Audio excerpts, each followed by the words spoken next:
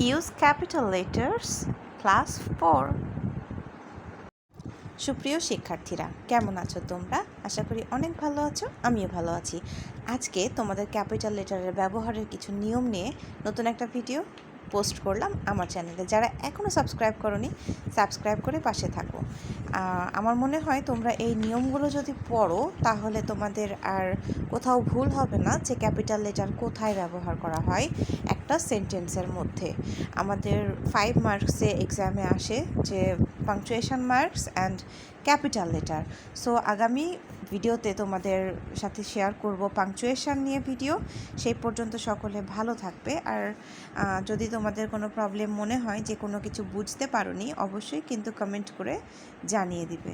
এখানে আমার 15টার মতো এক্সাম্পল দেওয়া আছে যেগুলো তোমাদের প্র্যাকটিসের জন্য খুবই ভালো।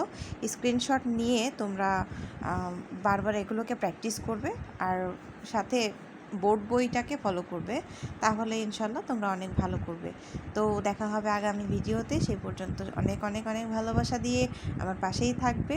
সকলকে ধন্যবাদ জানিয়ে আজকের মতো আমার ভিডিও এখানেই শেষ করছি। আল্লাহ হাফেজ।